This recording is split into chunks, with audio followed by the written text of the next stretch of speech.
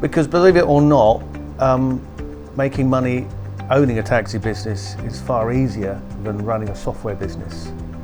And that's been proven dramatically, because buying Bounds back in 2009 and here we are 13 years on, there's no way I could have sold my software business for anywhere near the amount.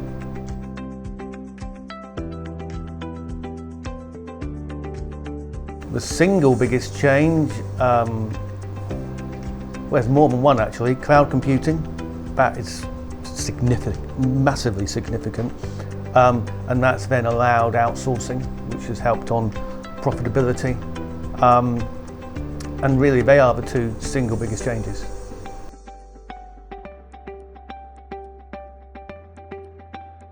Well, Stuart bought into Bounds in May 2000. Bounds was a customer of mine already, so Stuart came along, and I think I met Stuart at the private hire show. Yeah, Donington. Yeah, Donington of 2000. Yeah, Colin Tinston, who was not the original owner, but it was his father-in-law's business, Mr. Harry Bounds. Hence the kind of longevity, the 60 years. But essentially, it's only ever had 4 owners, which was the original Harry Bounds. After that, Colin Tinston, which was his son-in-law. Then me, I bought it off of Colin and sold it on to David in 2009.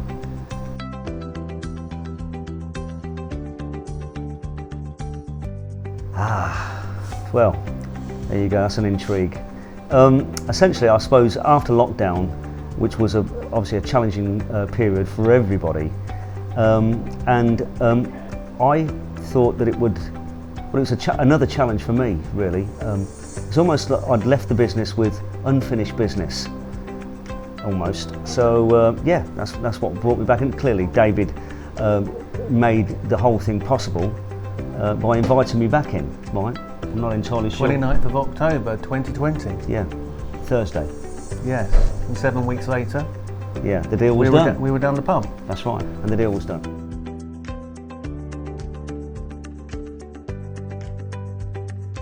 I think David just mentioned about the technology that's changed. That is the most profound change within the game. It's almost not like the industry that I left. I think there was lots of lot more personality involved in the business back in my day, where you had to interact with the drivers, with the customers. Now you just book on the app, you can book on the web. There's so many different ways of getting through technology, and so that's been a challenge for me. You know, sometimes I struggle to turn the telly over with a remote control. So the change in technology has certainly, you know, it's very different. It took me a while to get him from DOS to Windows. He was one of the last. Yeah, and that was in probably 2006. Yeah, because it was. If it's not broke, don't fix it. Yeah.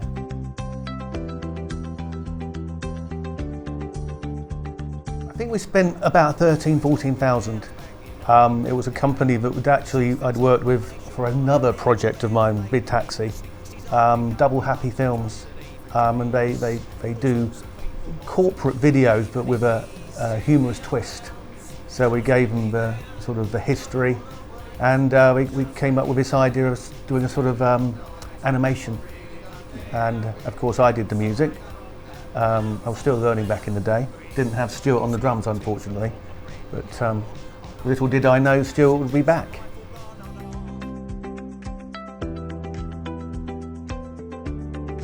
Incredibly,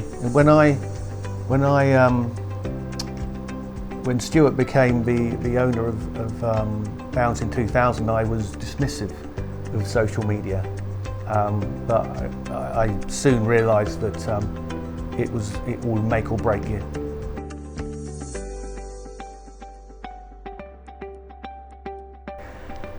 I think numerous. I think the experience that Take Me have got across the board, clearly in different areas, the taxi business operates in a different fashion and a different manner, and the experience that Take Me bring to the table, operating in all those different territories, is fantastic. I know that you've got a great social media arm to the business.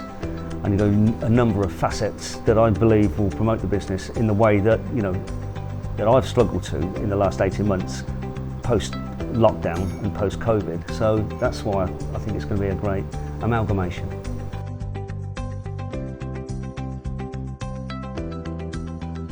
But it probably sounds a bit boring. I'm working on an arpeggiator sequencer at the moment for the music production industry. So I'll probably carry on doing creating music, but being somebody that wants an easier life, probably not going to go full on. But certainly I'll carry on creating and creating software for the music industry instead of the taxi industry.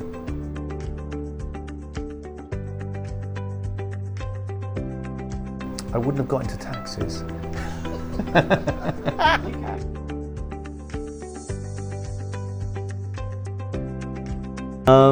Yes, there is. David offered me back in 2009 a kind of joint venture, and I declined.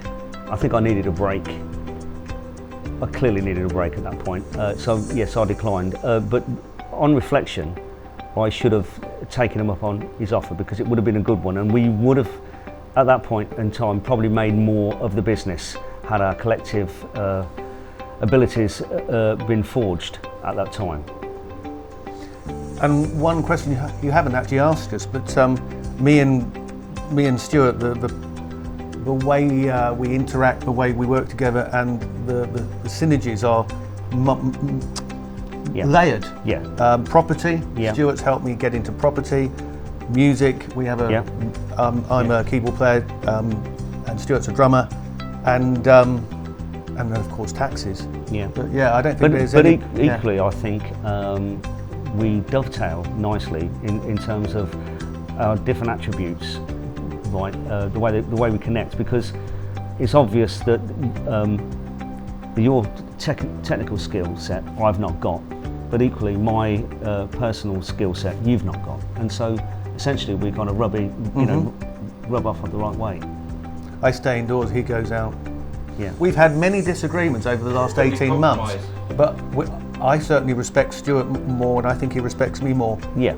And we we had quite high levels of respect, mutual respect at the beginning. Yeah. And from the onset, we had great respect for each other.